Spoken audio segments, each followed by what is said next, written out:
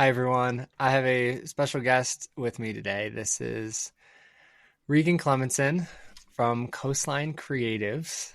Hello. And Regan, I want to let you sort of introduce yourself first and maybe tell me or tell everyone what you do, because I think your perspective is really interesting and your knowledge base is really interesting and like super timely.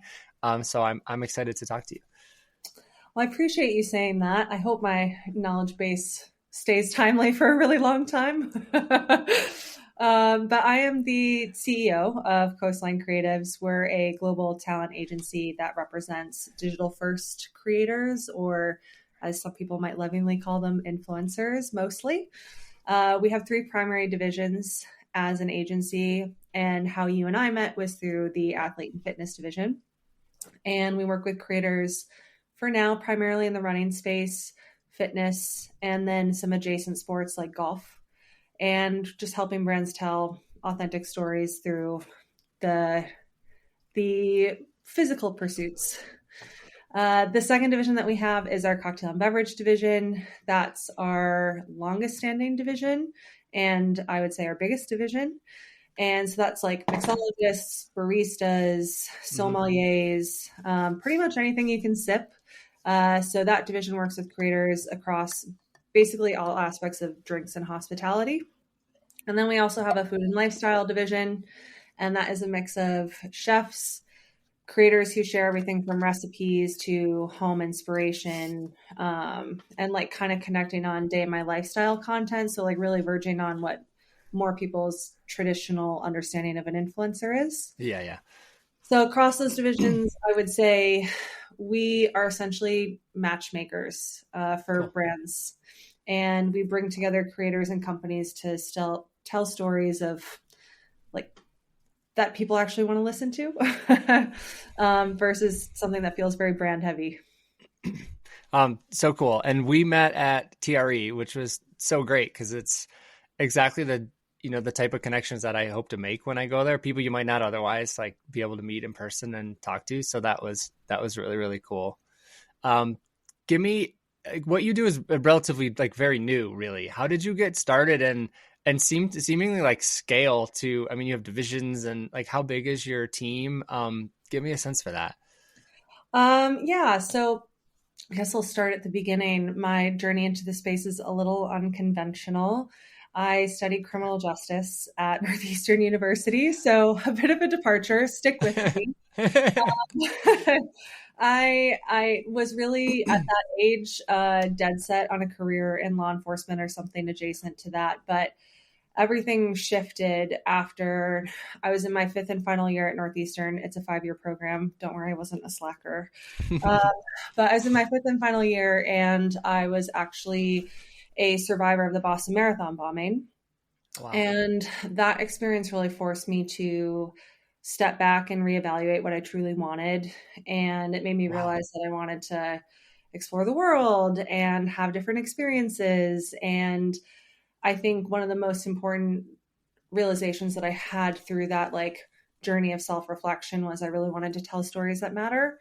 Yeah. Oftentimes because I felt like there are a lot of people's stories that never got told within the criminal justice space. And so like, how can I do that well? That meant to move to the private sector because they know how to storytell a little bit better. Mm-hmm. And so that reflection really led me to pivot into communications more formally. And my first big break, I would say, came when I started working for Ben and Jerry's, which hell of a company to get into. Yeah. Are we to swear on here? Yeah, that's totally fine. That's so interesting. Like what a brand, right? Yeah.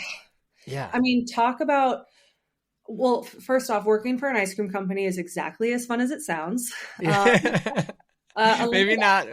Maybe that is that. Did you start running a lot when you? Because I'd have to for sure. Like as much as I thought as I would get sick of ice cream, I really didn't. So I did have So to. it's not possible. This is settled once and for all. No. My kids would love to hear that. Oh yeah, no, there's just no getting sick of a cookie dough. Yeah, it was hard to beat. And what I really learned through that experience and taking on that contract with them was the power of brand authenticity and how like storytelling can really connect people to something much bigger. And that's something that Ben & Jerry's just continues to encompass forever and ever and ever. That's just like the ethos of how they operate. Yeah. So that really sparked my love for marketing and set me on the path to start Coastline Creatives almost 10 years ago. There's some things in the middle, but sure. Yeah, that was like the start. And it wasn't called Coastline Creatives 10 years ago, but you know, we've rebranded. Yeah, sure. It evolved. Yeah. Yes. Here's where it gets like really full circle is the first person that I ever signed. She was a recent Harvard grad. She ran a foodie account in Boston. And she is now the co-founder and COO of ShopMy, which is one of the biggest platforms to help creators monetize their brands. So it's just funny enough that they like reached out about management while I was in this more traditional like marketing and media space. And now we're literally setting up a management portal like with her business. So we came together, we did a thing together, we've gone our separate ways, and now we're coming back together at like a level of the business. That's so cool. And I mean, looking back, it's been a journey of leaning into opportunities. Yeah. Especially ones that align with my values, which like I have to do a constant reevaluation and make sure that like my values are maintaining, or like if they are adjusting, how does that reflect in like my day-to-day and my business? Yeah. That's sort of the reason you started all this in the first place, right? Like after this like sort of epiphany, so to speak, from after Boston. Yeah. But yeah, from ice cream to influencers, it's a bit of a ride. Yeah, totally. So did you start sort of with that food angle then, coming off of like relationships maybe you had from Ben & Jerry's that was all related? Yeah, I'm actually trying to think.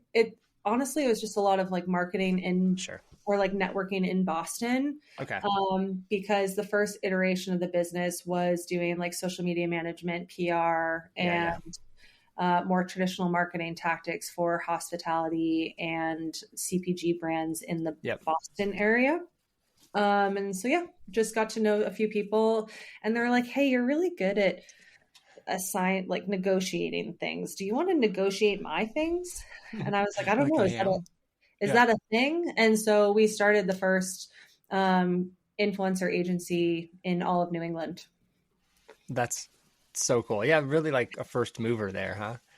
Yeah, an early adopter, an innovator. Yeah, sure.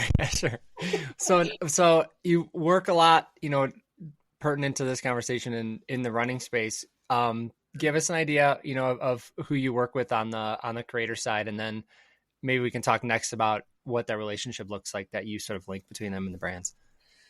Sure. So I think it's helpful to preface, I ran track and field in college. Running has been a part of my journey and my story for a long time. And so after really getting my feet wet in more of like the food and lifestyle and the cocktail and beverage space, it was a very conscious decision to move into the running community.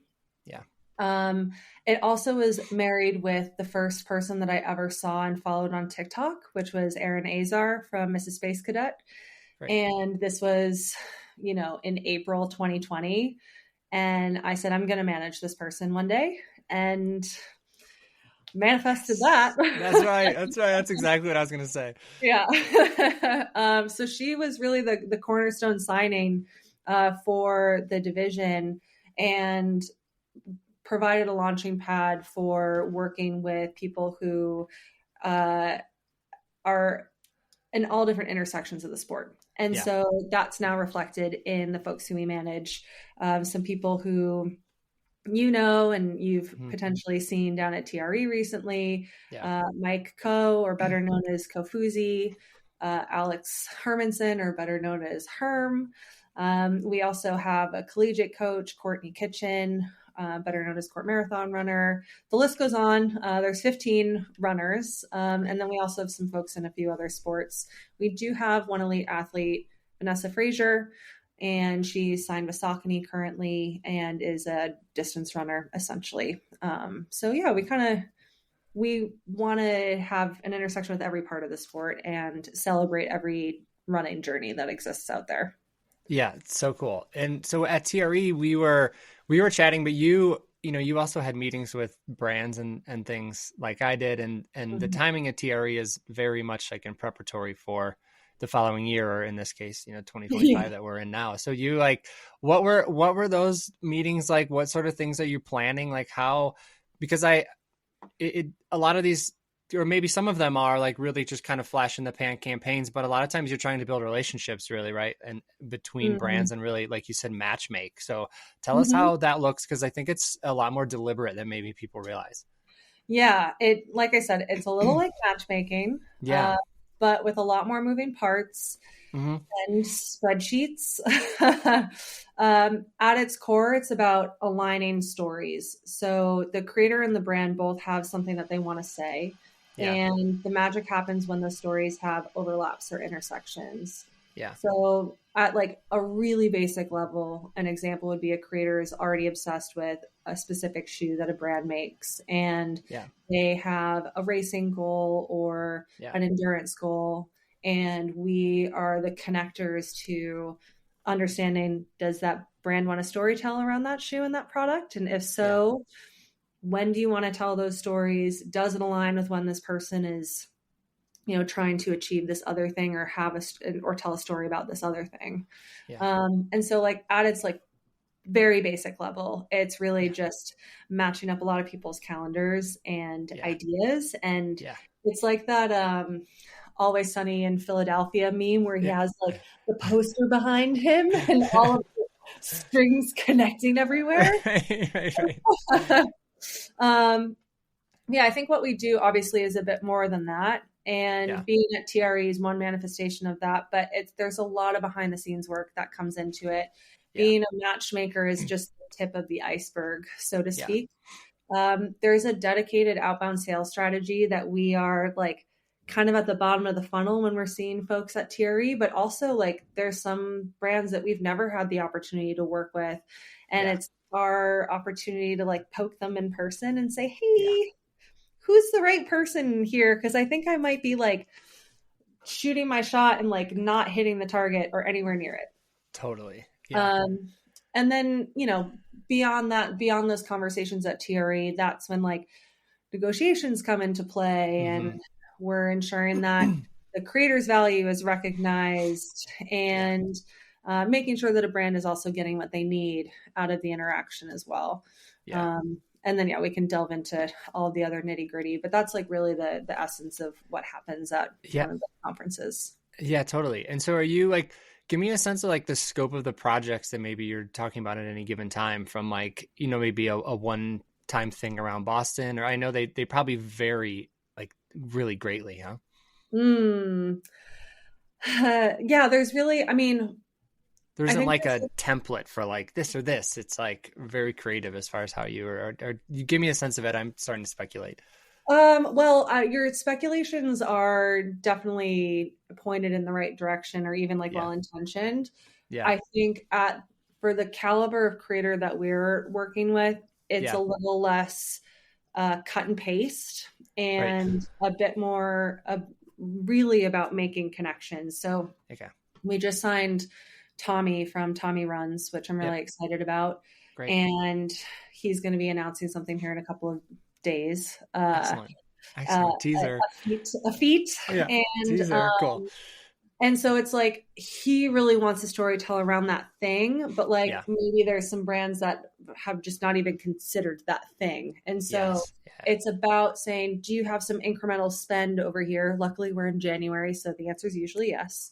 Yeah. But do Yeah. you have some spend over here to like do some things? And Yeah. like if you were to spend your money knowing that this is kind of the backdrop for where the story is going to be told, like what do you want out of it? Great. But there's Great. also like much more standard style stuff. So a lot of these Yeah. big Yeah. brands work with other massive agencies that work on the brand side. And those Hmm. agencies execute all sorts of functions for those brands. They do PR for them, they do events Yep. for them, but oftentimes they also do influencer campaigns. And that ranges from seeding. So they're just responsible for getting product in creators' hands to test and hopefully feature organically, kind of like Yep. traditional PR in a way. And Yep. then they're also responsible for executing campaigns with ideally hundreds of thousands of dollars, if not millions of dollars to spend. And that's a very meticulous process. Yes. Yes. Super cool. I'm excited to see what Tommie's working on. But it sounds like in that situation, it was really pitching an idea instead of, pitching the creator more like broadly. Yeah, 100%. Yeah. And it's nice. I mean, a lot of the creators that we work with already have interfaced or had interactions with these brands to begin with. Yeah. But there's also for new folks who we sign who maybe are athletes, but more new to the sport of running, or they are influencers, but they're incorporating running. There's also an introductory phase that exists as well. Those types of folks aren't going to necessarily come down to the running event because I think that skews more product heavy. But there is also an introductory phase that is important for us to own as an agency to help get those creators in front of the brands that are interested in working with folks who are in that stage of their running journey as well. Yeah. Do you see, I'm really interested as sort of a litmus test of how the sport is reaching into the world outside of all of our running brands and our running world. Do you start to get inquiries, or do you ever get inquiries from non-endemic running brands to work with running creators to, and is that, do you see that increasing? Is there more of a need for that lately? I think it's largely us pushing that in an outbound way on a case-by-case basis. However, I've seen it go the other way where we have an entire cocktail and beverage division, and a contact at Brooks reached out to me and said, hey, we want to work with creators who happen to run, but it's not a part of their content, or if it is, it's really minimal. Yeah. And they ended up working with this massive cocktail creator that we represent, and he created some really cool content. And I think for them, the intention was to get in front of an entirely new audience of people, but still tell their story. I think Hoka did something like this with a bunch of chefs in New York not that long ago as well. So it's not a new idea, but I see it more going out versus then we see it coming in. Yeah.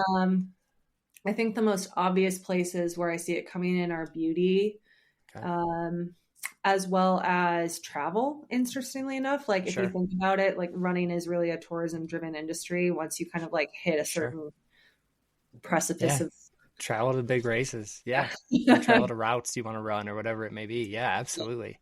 Yeah, that's super interesting because that's sort of you're kind of on the front lines for seeing that sort of cross-cultural connection from running out into other industries. And I'm always trying to figure out where the temperature is on that myself. So that's fascinating to me. I hope there's more of that. I hope there's a lot more out of the box thinking as we continue to grow through both ways, right? Like you said, sort of inbound and outbound out of the sport. It's really, really cool and interesting to see the creative crossover with other areas. And runners, as we know, are a lot more, there's a lot more to them than just running. They have lots of other interests, and so the food crossovers and the travel crossovers and those things are just so cool for me. I really like that. Yeah. I mean, Alex Herm on our roster eats some pretty crazy things while he runs. Would love to get him a Taco Bell partnership. So they do. Unexpected. Did you know in Denver, I live in Boulder, so Denver's a stone throw away here. There's a super informal Taco Bell 50K that has been strung together. There's no affiliation with Taco Bell, but there's really a route that's a roughly 50K that connects a lot of Taco Bells in Denver, and you run between them, and there's requirements of how much you can eat and what you have to eat at each one, and there's no throwing up, or it kind of gets wild. But definitely the crunch wrap ultra running world. Yeah, right. Carnage. It reminds me of the Krispy Kreme 5K, which I'm sure you've heard of. Yeah, exactly. All these just really fun ideas. Yep, love that. Well, I will let Alex know. I'm sure he would be chuffed to bits to explore. Let him know. Look it out. He might have to make a trip to Denver. I'm sure he won't mind. I was shifting gears a bit. I saw Kofuzi very recently dropped a video on his YouTube, kind of breaking down his YouTube business. First, does he manage that himself? Are you really involved in that? Or are you involved in creator relationships? And then sort of the follow up to that, what were sort of your takeaways from his breakdown there? So sorry to clarify, am I really involved in his management or? Yeah, I'm not just his management in general. I mean, do you work with him more just on his relationship with brands, or are you like with him about his like YouTube business and like strategies and things like that? Yeah, so we don't take any affiliate earnings or ad revenue Yeah, commission. yeah, yeah, yeah, It's like splitting pennies sometimes. Like as you can yeah. see from Right. his video breakdown, that just doesn't make a lot Yes, of sense. totally. Also, gosh, I spent 10 years building that platform. It Yeah, yeah, yeah. feels unethical to loop that Yeah, into it's how we separate run. from. Yeah. Yeah, and I guess I don't mean like are you taking a cut of any of that, but more just like do you just help him try to build that, or are you really part of the conversation with him when solely when other brands are involved? Yeah, so I think there's some key takeaways from that video that we use to inform strategy and how we chat with brands Yeah, to develop some opportunities. yeah, So first, for clarity, Mike is definitely one of our clients at Coastline Creative. I just want to call that out. And yeah, I've had the privilege of watching his growth up close over the last year. I absolutely. think one of, if not the most important takeaway from that video, yeah, I'd say the most important takeaway from that video is that it's so critical to be transparent in this industry. Yeah, And if you look at the comments in that video, there are so many people who are thanking him for pulling back the curtain on his totally, ad revenue and sharing what it really takes to run a channel. totally. And that kind of honesty builds trust and loyalty Agreed, in ways that like polished brand marketing could never. So agreed. if there's any takeaway from any of that, it's like being really meaningful and Yeah, clear about disclosure. Like people know when they're being sold to anyway, so you might as well just yes, be incredibly transparent about it. yes, yes. But then when it comes from more of a strategic perspective in maybe what we suggest for brands to opt into when they're collaborating with him on YouTube versus other channels, there is this really lovely balance that Mike has between gear reviews and storytelling. Mm-hmm. And sure, like people come for the specs. Don't get me Mm-hmm. wrong. That's how I Mm-hmm. first like had It my interaction and it like gets a lot of clicks. Yeah. yes. But they also stay for the narrative. Yeah. And I think that's like a really important distinction. He Right. weaves his reviews into larger stories about running. There's, you know, elements of community and even his personal journey. So, in my opinion, it's like a true masterclass on how to Yeah. be engaging and relatable. And ultimately, his openness and storytelling are why his audience and Yeah. brands really trust him so deeply. Right. So, I think it's a reminder to all creators that transparency isn't just refreshing, like, it's a whole freaking game changer for their platforms. Yeah, absolutely. Like the authenticity that that brings is just really hard to replicate, like you Yeah. mentioned. I was Mhm. pulling, like as I was watching it too, I was I don't know, surprised, but then also not surprised that of his audience for his shoe reviews, that 91% of his audience was male, which of course makes perfect sense because he's a guy reviewing shoes from a guy's perspective. And so Mm. for me, like I saw this huge like gap for women reviewing shoes. Mm. Um, and of course, I don't know, being a guy, like I hadn't really looked for that before. So I threw it into YouTube, like female shoe reviewers, and like the amount that comes up was just so much less than if you just Mhm. literally just type in like running shoe reviews without like a gender, right? It's like, oh, there's a lot of guys that'll tell you how they Mhm. think about shoes. So that was like a gap that I saw. Are there, you can speak to that one if you want, but are there any other like sort of gaps from the creator point of view that maybe you see in running?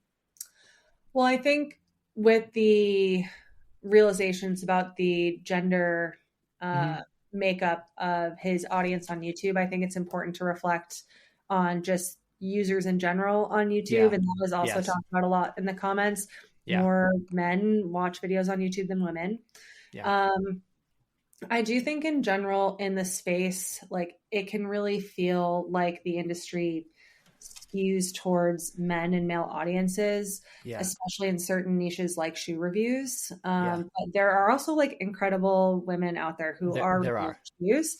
One woman who I've had the pleasure of working with, we don't manage her any longer, but like I still think the world of her is Amanda from Run to the Finish. Great.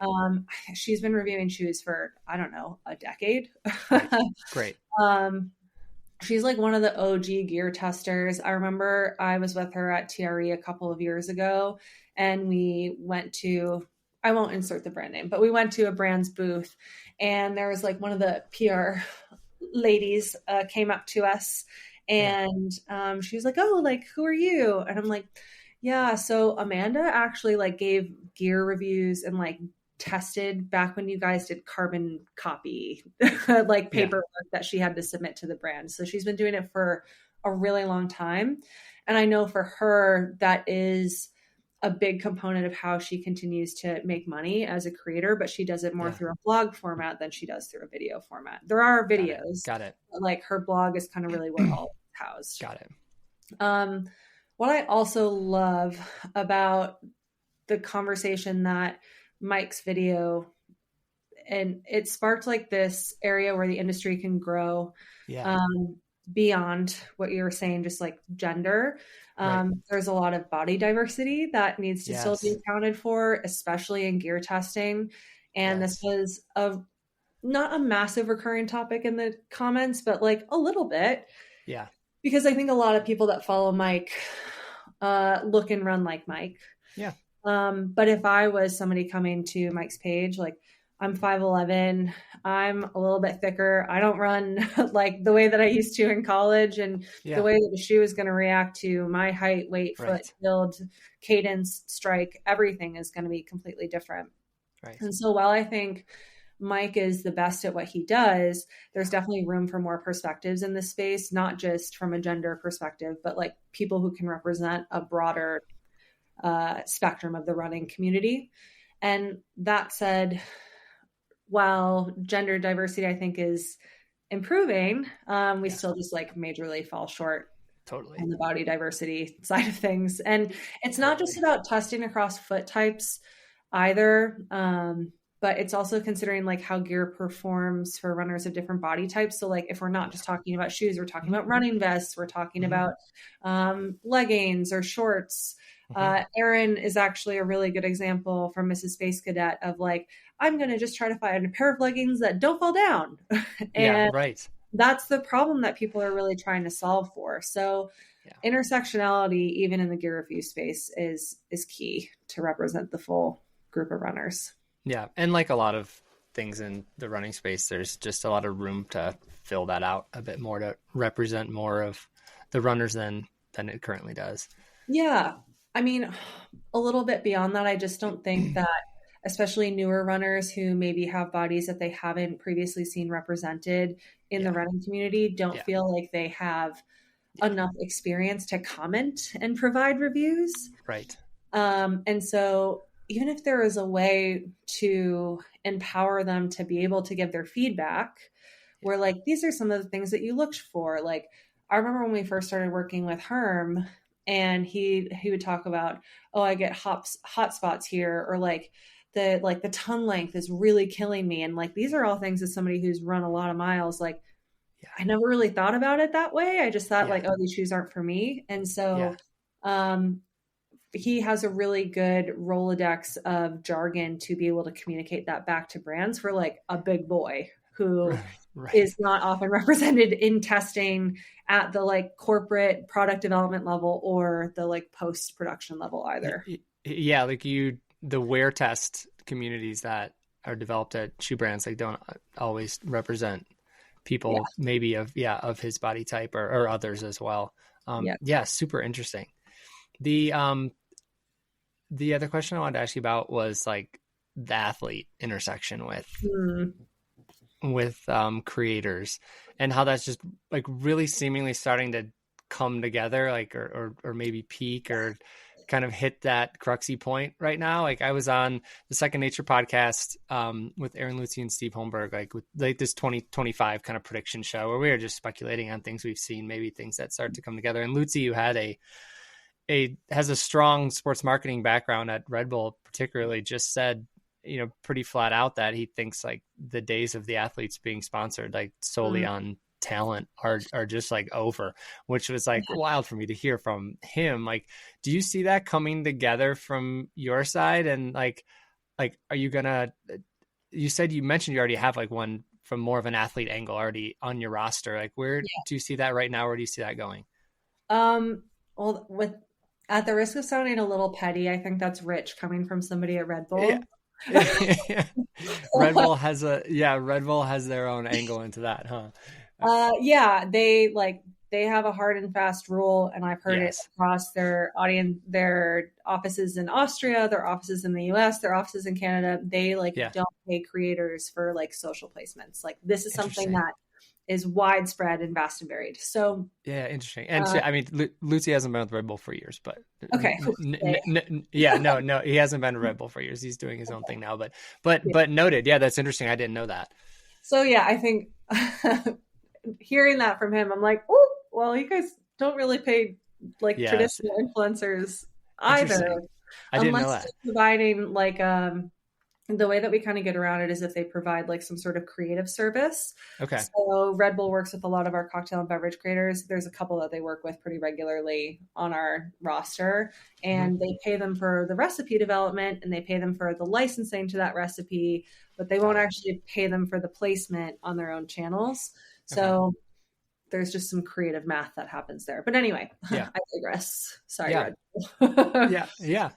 I do think that I think the ultimate question was like, are athletes and creators kind of Yeah, merging? do you see that coming together? Yeah, and what does that start to look like going forward? I'm super interested in that.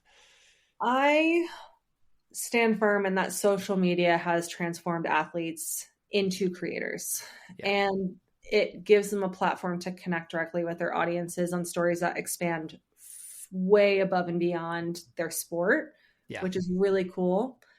I do believe that it's a non-negotiable that athletes, if they're looking to have financial longevity Yeah. in their careers, with the exception of a teeny tiny select few, they need to also be approaching it from the perspective of be having their revenue diversified. So that Yeah. includes brand partnerships. Yeah. Yeah. Um, there are some agencies out there that are really positioning themselves as hybrid agencies. Okay. So I don't know if you've heard of like Clutch or Yeah. like Be Engaged, who, in my opinion, are leading the way, and they're blending this concept of talent representation and more of that influencer style matchmaking that we talked about. Yeah. I think as an agency, we've embraced a similar approach. We don't have any certified agents on our team. Maybe that's something that we move into. Yeah. No spoilers. Yeah. Um, Interesting. but I do think that athletes are being held to a higher standard to not only perform in their chosen sport, but also perform online. Yeah. To that end, last year I chose to become NIL certified. And I think that that is just a reflection of how we're seeing this hybrid model reshape the industry a bit. Yeah. And because, you know, looking at college athletes who are now in a position to actually monetize their name, image, and likeness, I think that's really important to continue to be at the front end of that as much as possible. And Yeah. also, like, make sure that they are being surrounded by people that have their best interest in heart. Yeah. NIL and the NCAA and the universities that then they exist under do a really good job at trying to make sure that those athletes are protected, but sometimes it's like almost to a fault. And so I think there needs to be some more conversations around that because it's essentially siloed within each university's regulations, and that's not Sure. scalable. Yeah. Interesting. The other thing that I see shifting is because women are more naturally associated with the term influencer and Mm-hmm. they make up a larger population of that like influencer creator community. That's a part of the reason why we're seeing this huge shift to women's sports and our engagement to women's sports specifically. And I look forward to continuing to see like explosive growth over there as well, because they've always had to be diversified. Yes. They were never getting paid enough as athletes. So like, we're like, we've been doing this. Right. And now like through the process of, you know, democratization of Yeah. storytelling on social media, like they've been able to harness that and now they make really good money and their stories don't have to funnel through the brands that sign Yes. them for their, you know, 4-year Right. contract. Yeah. They have control over that narrative now. Yeah. Yeah. A lot of them have become their own brands just out of necessity. Mm-hmm. Like you mentioned. So interesting. How Mm-hmm. can athletes like if you're an athlete that's trying to maybe adjust to this new model, you're not already coming into it prepared, like where do you see them go for resources or how to learn or how to develop a strategy around it? Or do you talk to anyone about those sorts of that's kind of learning? I've had the pleasure of interacting with a handful of sports agents who Okay. I think understand this need to be educated beyond the certification requirements within their particular sport. Yeah. I think that there is a responsibility of those agents to introduce their talent to people who have experience in the industry. Yeah. But also like it is the responsibility ultimately of the athlete. Like your sports agent is essentially Yeah. someone that you pay on your team. Yeah. You're managing your team, believe it or not. And so if you identify that as a value and something that you want to prioritize, you need to hold your Yeah. team accountable to being introduced to the right people or finding the right people to help facilitate and lubricate those discussions and Yep. opportunities. Yep. Interesting. So yeah, kind of maybe we see some sports agents evolve a bit, and like you said, we're NIL licensed, and it's kind of coming together, isn't it? It's so interesting. Yeah, I think the easiest way to describe it is I watch a lot of like real estate reality TV shows. Yeah. So like when people co-broker a listing, like I Yeah. do think we're going to see some co-management exist out there, or some like just a larger emergence of those hybrid agencies that I had mentioned previously, or Mm-hmm. like two agencies coming together and really like deciding to move forward as a team. I think there's a lot of value in that. I don't Yeah. necessarily know if that's a path that I'm particularly interested in. Yeah. I'd rather be brought in Yeah. more as a consultant or another member of the team, which is Got it. kind of what you see in other industries where like management and agent already exist separately. That's right. And I think that that can expand into the sporting world a bit more, with a bit more regularity and a bit more focus on digital platforms, because it hasn't traditionally been that way, understandably. Yeah. So good. So interesting. That's like, seems to be a really kind of hot topic right now. And for this year that I hear a lot about is how that's evolving and just kind of really hitting a tipping point now. And it's fascinating to hear your perspective on it. Open to any and all discussions. Yeah. Yeah. That's great. That's great. I had, another thing I wanted to ask you about the situation with Matt Choi in New York City in the fall. I know he's not one of your, he's not on your roster, but that was kind of a situation where things went wrong and there was a response, and um, then you start to see like comments about creator fatigue, and like what was your take kind of stepping back on how all that played out and maybe what went wrong, or what were your thoughts? Who's Matt Choi? Uh, Kidding. I'm yeah, kidding. Okay, so I don't know Matt personally. yeah, We're yeah, I don't even know if I could consider us acquaintances, but I have had the sure, opportunity to meet him and get sure, a sense of his personality yeah, and his passion for the running community. yeah, I genuinely believe that he wants what's best for the space. yeah, yeah, But in this instance, yeah, I think his ambitions may have overshadowed his ability to show up for his community in the way that he really wanted to. okay, And I think this situation was unfortunate. yeah, yeah, And it yeah, underscores the importance of accountability, yeah, especially as creators. yeah, You're not just representing yourself, yeah, you are representing your audience, which right, is like that's something that you constantly have to remember. yeah, And you're also representing your brand partners. And there's been chatter in the, definitely not the Twitterverse, but the Reddit verse about some of yeah, the brands who dropped partnerships with him. right, And, I think it's critical to lead with integrity and be thoughtful about the long-term impact of your actions. And yeah. I think he learned a lesson. Mm-hmm, mm-hmm.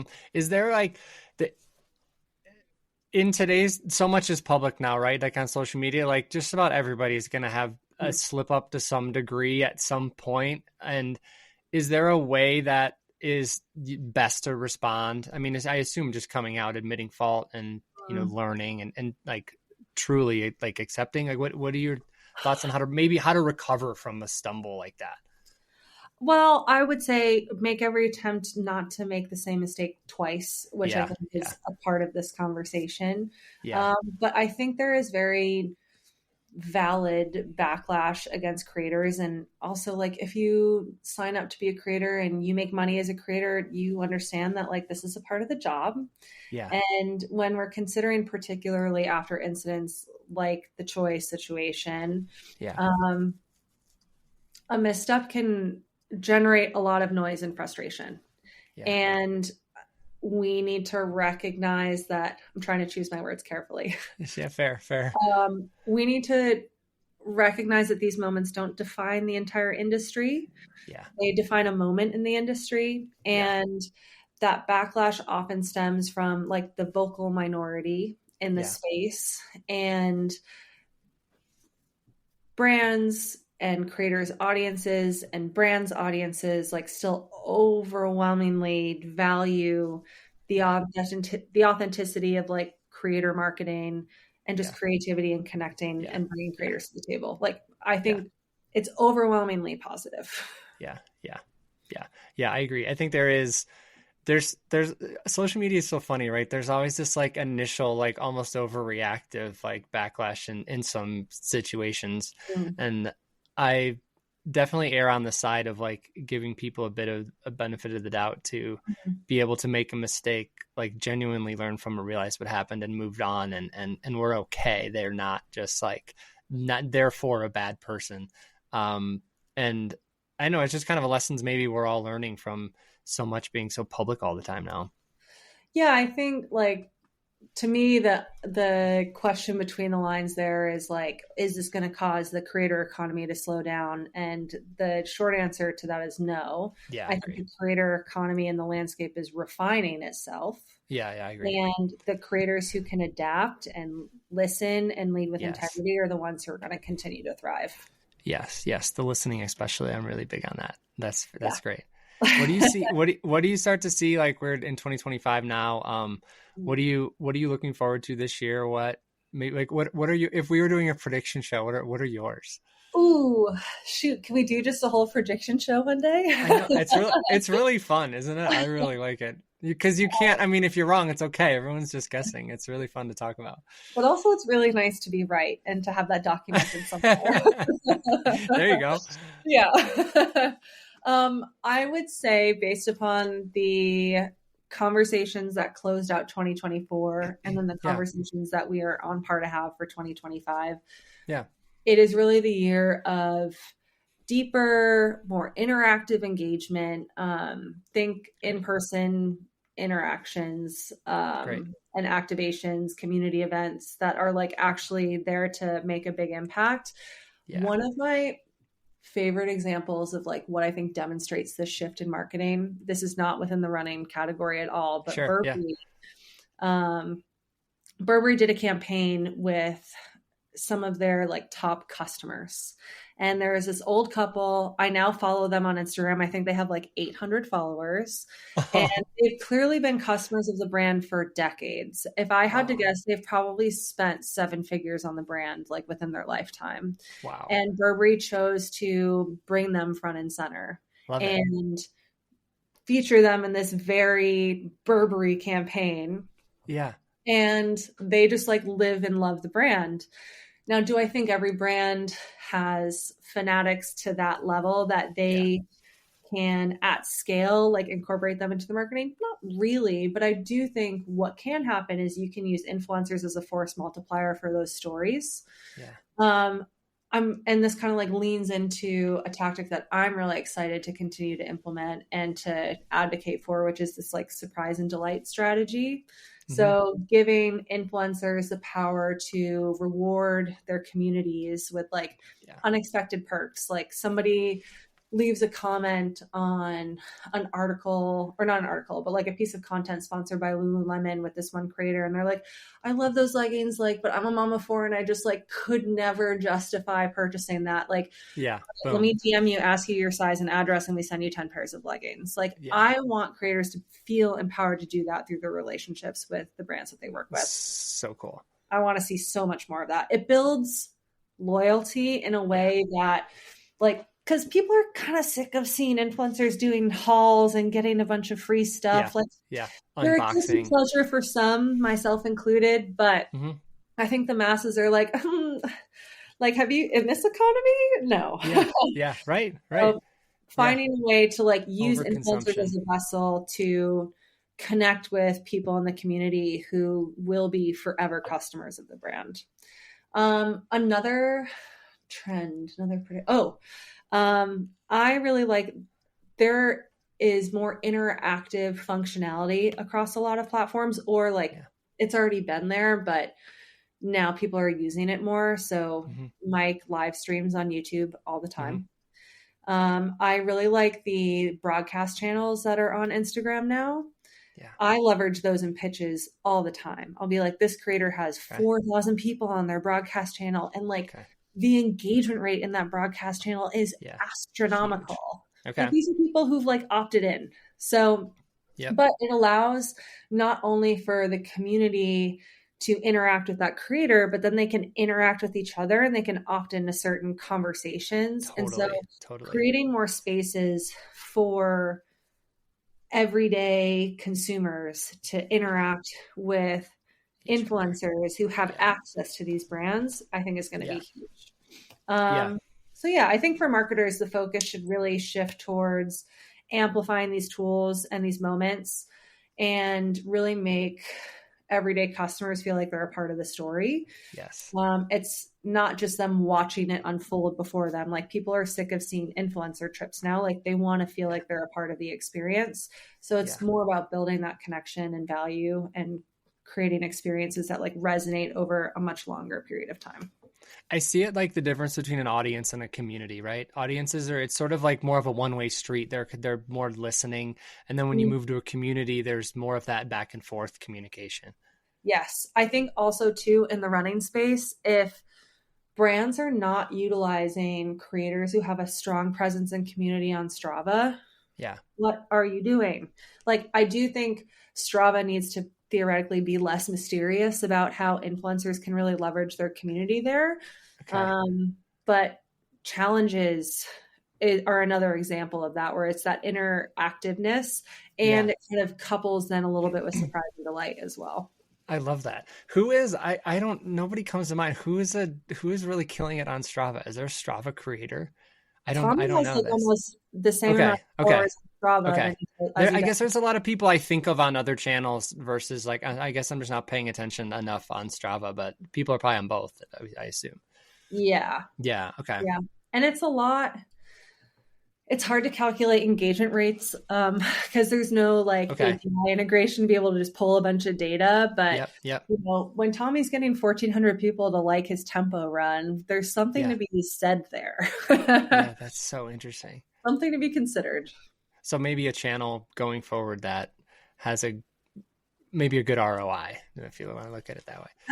It's so funny. I didn't even know Strava challenges were a thing until we actually implemented a campaign for Shocks, which, by the way, we don't just do talent management, but we also do campaign management for brands. Great. A select few, if you will. Great.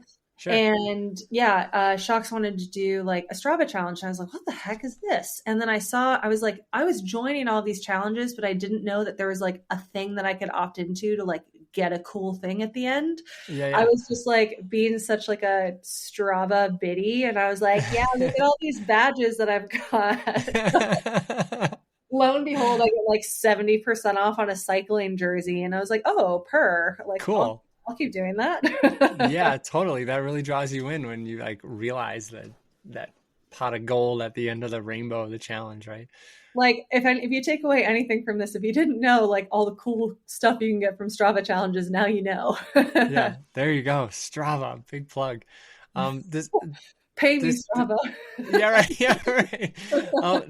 This is great. Is there anything else you wanna talk about? You want to say? I know I want to be respectful of your time that we have allotted here. Yeah, I don't know. I feel like we talked about a lot of I think cool so too. intersections of I loved it. my work and your interests and expertise. So I just appreciate you giving me a platform to have the conversation to begin with. And always nice. I mean, I think you and I could just chat for hours. So we'll have to have a beer in hand next time. Yeah, I think so too. Well, I mean, let's definitely do it again because you're such an expert and you like really are deep into this world. And a lot of us speculate about it and try to touch on it here and there. And it's just so helpful to me. Like, well, like let's talk about it. Let's have you on and hear what you see, being actually in the game. So thank you so much for your time. I appreciate it, Matt. Thanks. All righty. Talk soon. Bye.